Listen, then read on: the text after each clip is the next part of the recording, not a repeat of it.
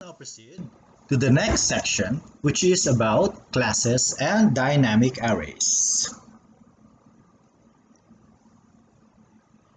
Of course, a dynamic array can also have a class as its base type. Just like the array that we have a while ago, we can also use classes as its base type. Therefore, we can have an array of classes. A class can have a member variable that is a dynamic array. In this section, we will see a class using a dynamic array as a member variable. Here's an example. We have the string variable class that we will call string var. String var objects will be string variables. It will use dynamic arrays whose size is determined when the program is running. The string var class is similar to the string class that we discussed earlier. First, we need to talk about the string var constructors. Of course, we already know what a constructor is. Of course, a constructor is a function that is used to initialize our object. The default string var constructor creates an object with a maximum string length of 100. Another string var constructor takes an argument of type integer which determines the maximum string length of the object. And the third one is a constructor which takes a cstring argument, which sets the maximum length to the length of the cstring. It also copies the cstring into the object's string value. How it does this, we will see as we go. First, let's talk about our string var interface. In addition to constructors, the string var interface includes the member functions, such as this one, and of course, aside from those member functions and the constructors that we have a while ago, we also have what we call the copy constructor, which we will also discuss later. Anyway, when we talk about interfaces, we are referring to separate compilation. Although this particular section will touch on the topic of separate compilation, which involves dividing our program into different parts, separating the class declaration, class definition, and the main program. We will have a separate chapter dedicated for that topic. Talking about our string var interface, this is how it would look like. As you can see here, this only contains the implementation of the class string var. To be specific, the interface file contains the declaration of our class as well as the declaration of its public and private members, which involves all the constructors, the member functions, and of course, all the data members.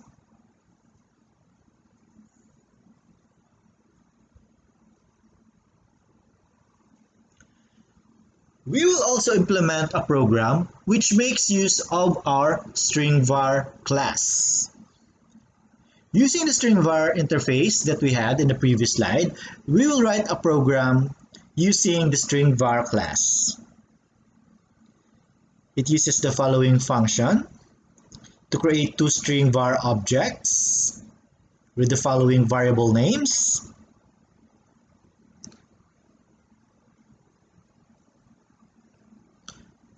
To continue with our examples, This is the program which makes use of the class string var that we declared in the previous slide. As we can see here, this is our main program. As you can see here, we have an include directive which tells C++ that we need to use the interface file that we created a while ago.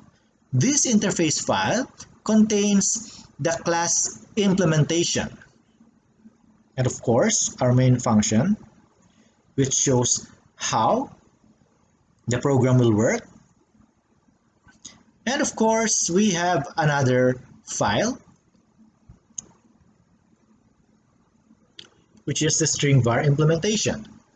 String var uses a dynamic array to store its string var constructors and call new to create a dynamic array for member variable value. How this works, we will see in the example that we will run later.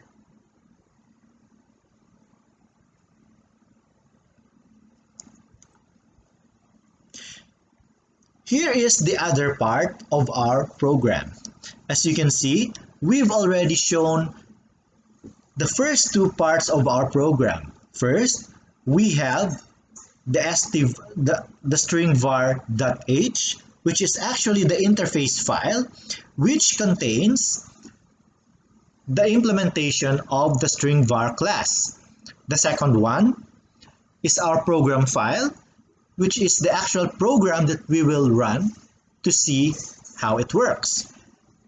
The one that we have here right now is the implementation file. As you can see here, the implementation file is also a C++ program. But as you can see here, it only contains the definition for all the class members that was declared in our interface file. As you can see here, it contains the definition for the constructors that we declared a while ago in our interface file. And at the same time, it also contains the definition for all the member functions that we declared a while ago. We should also take note that it also uses the interface file, which is the strvar.h.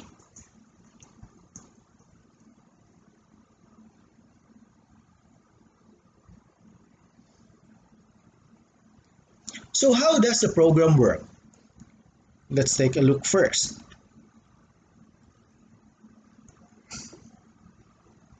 As you can see here, we have the following files that we need to run our sample program, which uses the strvar class. As you can see here, this is our implementation file, which contains the implementation and definition of all the class members, which includes the constructors as well as the member functions. This one is the interface file. As you can see here, it is saved as a .h file.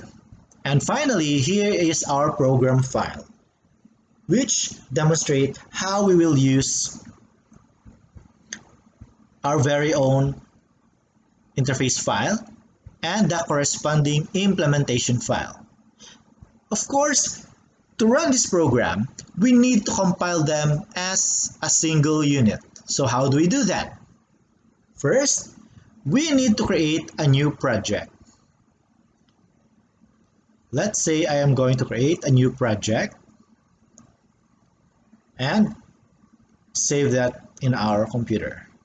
So let's say I am going to create a project, and let's say I'm going to name that strvar. And of course, we choose console application as a C++ project. Then click OK to save that. And we choose the location that we would like to save. In this case, I want to save it to this location. And here we go.